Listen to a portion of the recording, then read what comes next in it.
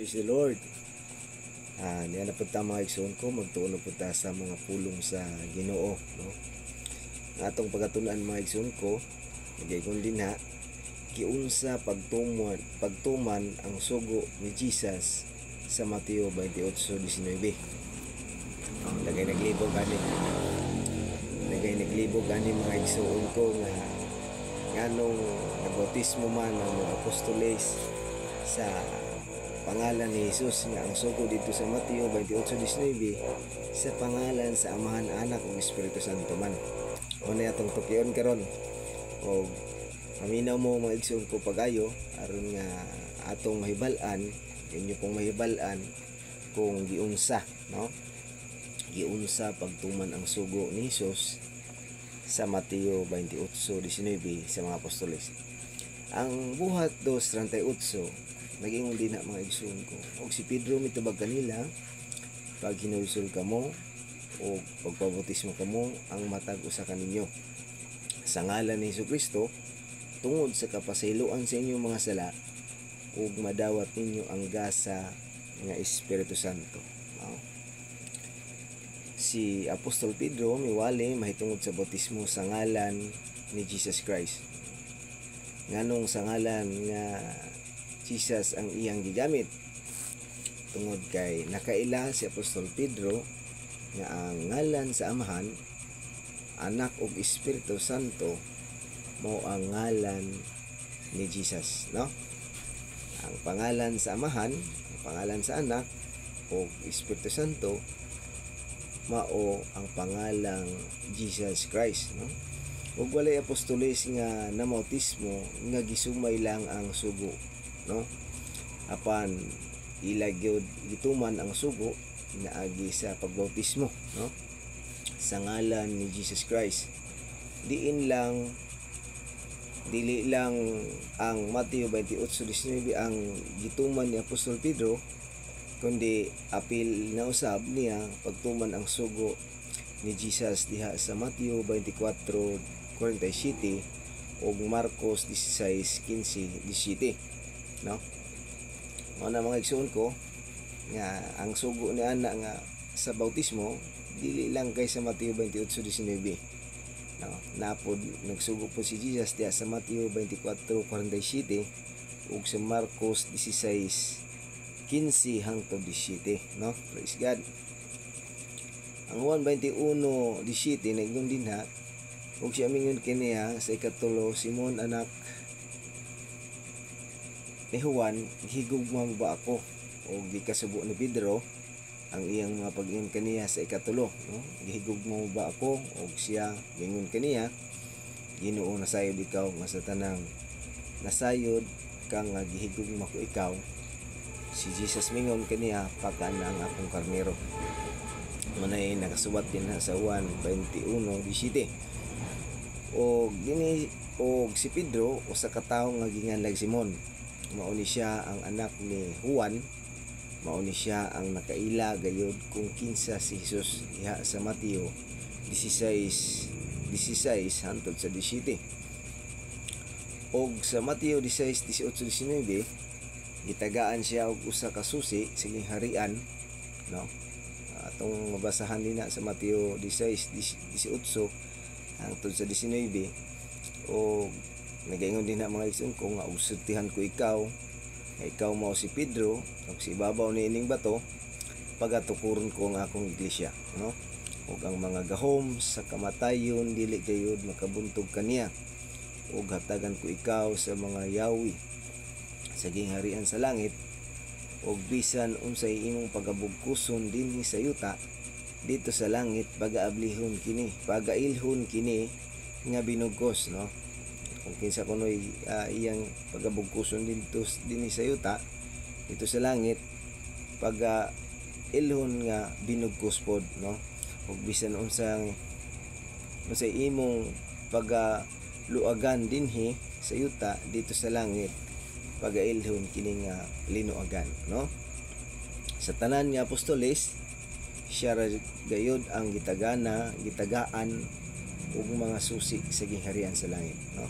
Walay lain kundi si Pedro bitaw nang giangkon-angkon mga igsoon ko sa ubang mga pundok nga ang ila ko nung unang leader si Pedro tungod kay mo man gihatagan lagi susi, no, kay diha mapamatud-an nato manang moangkon sila nga ang ilang leader mo si Pedro tungod kay gusto nila nga mailhan nga sila gyud ang tinuod, no, pero dili lang ta moingon nga di ta mag tumo-tumo mga igsoon ko nga pag-angkon ni ana nga si Pedro ang atong leader, kay dili lang nasa istorya kundi makita pud na mga igsoon ko diha sa doktrina kung nisunod ba ka sa doktrina nga ginawali sa mga apostoles, no, kung nisunod ka sa wali sa mga apostoles, sa mga pagtudlo sa mga apostoles,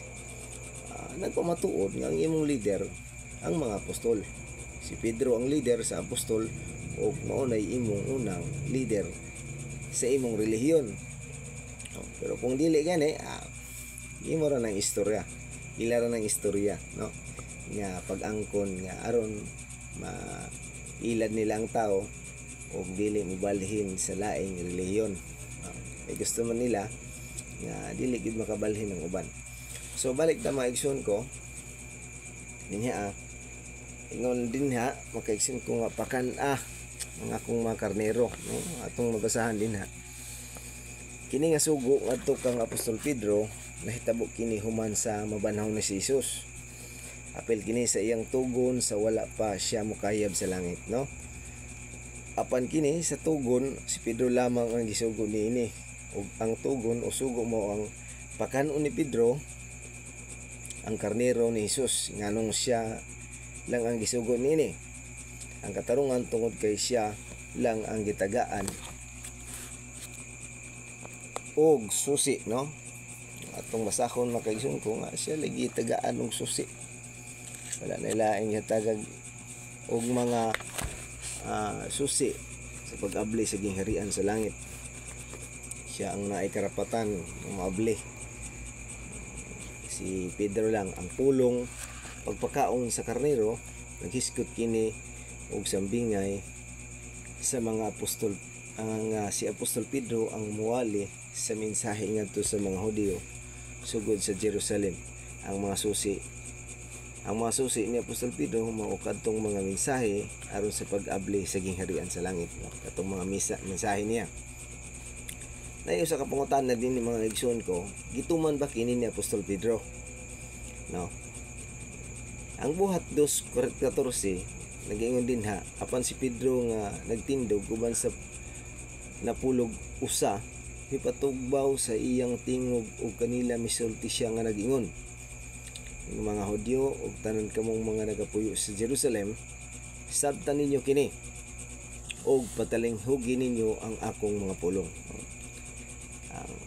Pangutan na mga igsoon ko, gituman ba kini ni Apostol Pedro katong gisugo, no?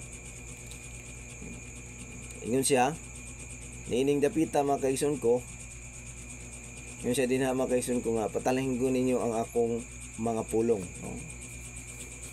Mga puyo si Jerusalem, sabtan ninyo o kini patalinghugi ang akong mga pulong. Ining dapita sa Jerusalem na dito ang mga napulog usa ka mga apostoles, no? Sa ilang tanan, si Pedro lang ang nakapangahas sa pagpatugbaw sa iyang tingog og nagwali sa mensahe sa Dios, no? Nganong siya man lang miwali ni atong higayuna tungod kay siya ang naay susi sa mga mensahe sa gingharian sa langit, no? Mateo 1:21. Unsa man nga mga susi nga mensahe sa gingharian sa langit, mao ni makaigsoon ko ang Mateo 2:38, ang buhat 2:38. Muni ng mga susi sa langit. Muni ang paraan nga makasulod o maluwas ang tao pinaagi ani nga susi, no? Ang buhat 2:38. Og si Pedro mitubag kanila pag kinulsol kamo o pagbautismo kamo ang matag usa kaninyo sa ngalan ni Hesukristo tungod sa kapasayloan sa inyong mga sala ug madawat ninyo ang gasa sa Espiritu Santo. Tinaw kayo ang mensahe nga giwali ni Apostol Pedro wala siya nasayop na ining mensahiya. Ang Dios mismo ang nagpili ni Apostol Pedro nga maoy mawali sa pinakaunang mensahe alang sa kapasayloan sa mga sala. Kung moingon ang mga Trinitarian nga sayop kinis nga pagwali, ang akong pangutana, unsa man di ang tama nga pagwali? Kana bang ilang giwali nga pagsumay-sumay sa sugo ni Hesus sa Mateo 28:19? Sa ilang pagsumay sa sugo, wala sila wala sila magtuman, no? Sa mong sugo, igo lang nila gisumay-sumay. Praise God. Nganong wala naman gitilitok ni Apostol Pedro sa buhat 2:38 ang Amahan, Anak ug Espiritu Santo.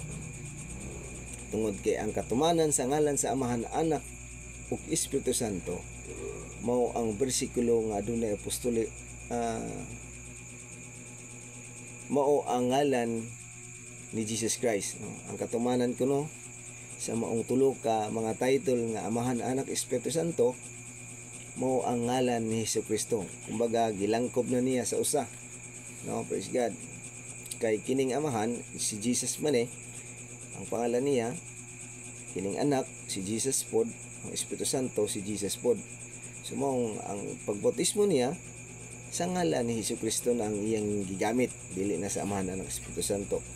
Wala gud tay mabasa nga bisan usa na lamang ka bersikulo nga adunay apostoles na bautismo nga gisumay ang sugo, no? Kundi na sa buhat 2:38 og si Pedro mitubag kanila, pagnalusod kang bautismo ang matag usa kaninyo sa ngalan ni Jesucristo tungod sa kapasiluan sa inyong mga sala, o madawat ninyo ang gasa nga Espiritu Santo. Si Pedro sa kapostol gitagaan sa mga yawi, no? Ngunit ang salabutan usab ni Pedro nabuksan na og nakatukib na siya sa kasulatan. Lucas 24:45, o gawas niya na puno na usab siya sa Espiritu Santo, no?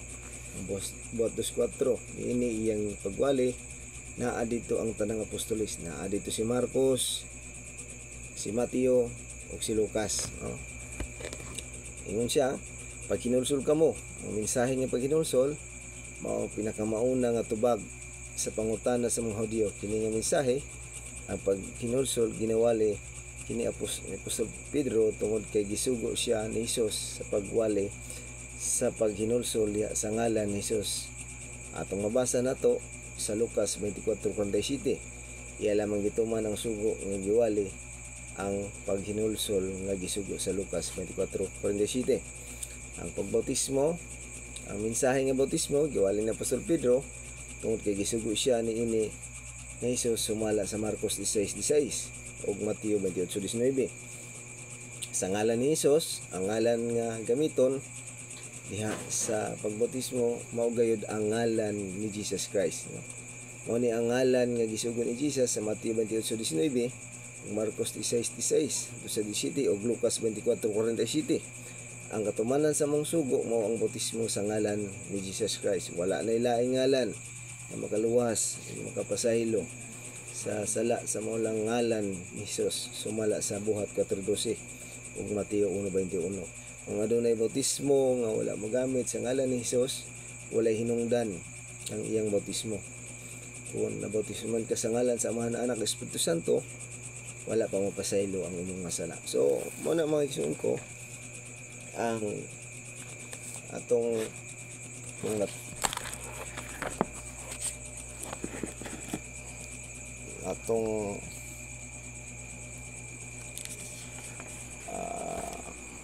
pagtuon karon giun sa pagtuman ang sugo, giun sa pagtuman sa mga apostoles ang sugo sa Mateo 28:19. Praise God.